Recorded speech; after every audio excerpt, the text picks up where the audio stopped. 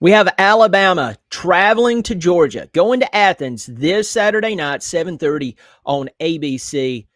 And this is just an instant classic waiting to happen. And if it's anything like last year's game, you better have your adult diaper on because it's going to get crazy.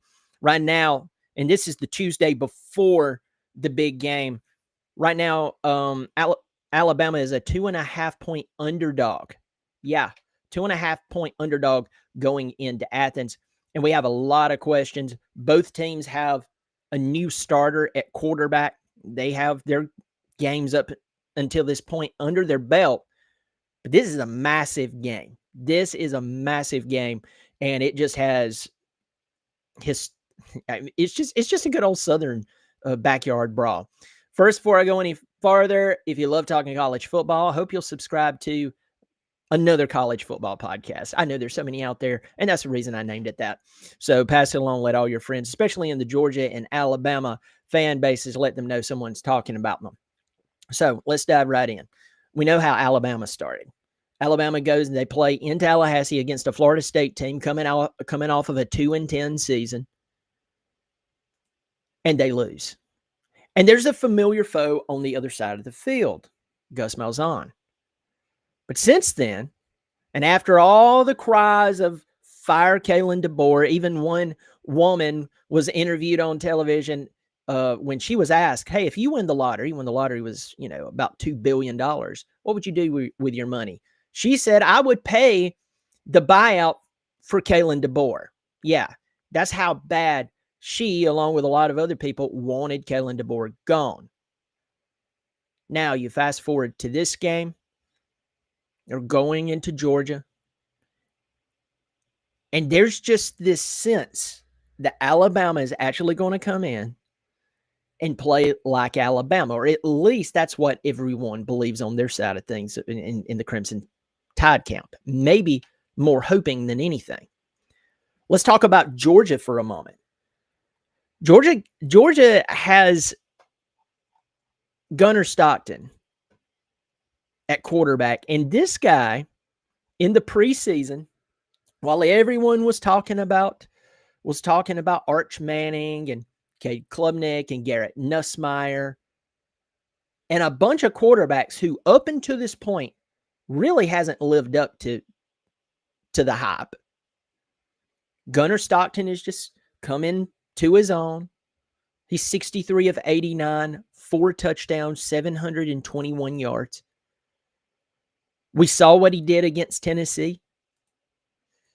Plays against Tennessee in a hostile environment, down by 14 points, something like that, and then turns around and leads his team to victory, winning 44-41. So pause there. Tennessee's defense has a lot of solid players on it. They have some really good players up front. And you scored 44 points on them. I know they went to overtime, but still, 44 points. That's incredible. So what does that say to me? If you're Alabama, you've played one good team this season, and you lost to them by 14. You have Georgia now playing their second big game, and they had a bye. They had a bye between those games, but they've had that big game. It's out of the way. They had a bye. Now they're playing Alabama at home with a quarterback who was just quietly winning, quietly producing. And while everyone else is still grasping to all these Heisman hopes for the quarterbacks, and just 5 weeks ago they were telling us they were going to win the Heisman Trophy, Gunnar Stockton is just like, hey, I'm going to take the snaps. I'm going to do what I'm going to do, and we're going to win football games. And let me tell you this, folks, any fan base worth their weight in salt, they may love incredible stats, but the most important stat that you can give them is a win. Now, I look at this game and I hesitate. Obviously, I'm a Clemson fan, talking about other college football teams, and I'm going to tell you straight up, my mind wants to say Alabama. Why? Well, it's because of that guy who, coached them for that long period of time and won all those championships. That's what my mind wants to automatically say. And while some of his DNA is still in that program because this is only the second season since he's been gone, he's no longer running things. And things are different.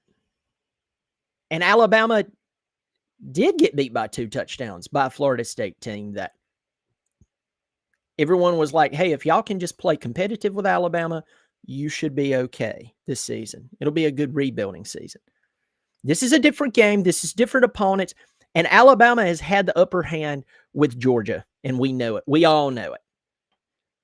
But I just can't get past the point that Gunnar Stockton is quietly doing what he's doing and just racking up the most important stat, and that is wins. Now, before I give you my prediction, I'll let you know that Alabama's Jam Miller, he should be available for this game, from what I understand. Tim Keenan, a lineman for Alabama, he should be available for this game. Could this be the difference in the game? Maybe. But when a quarterback is just in an age of just so much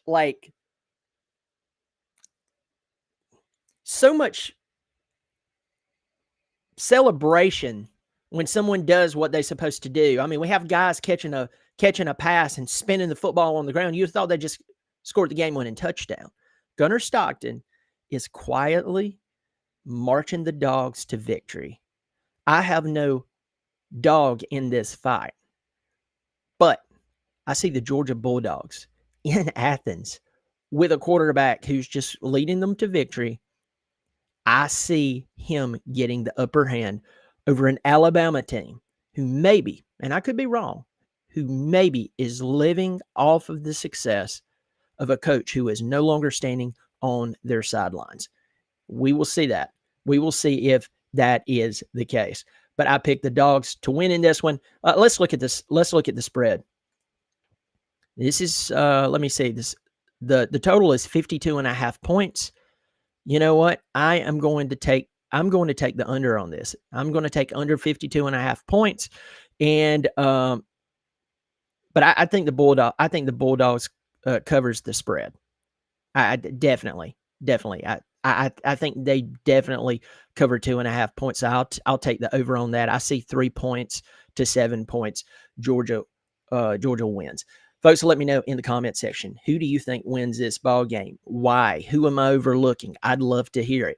Drop it down there. Also, by the way, if you haven't subscribed, I hope you'll subscribe. It's free. Second of all, if you want the channel to grow, it's a brand new channel. I hope you'll pass along to your Alabama friends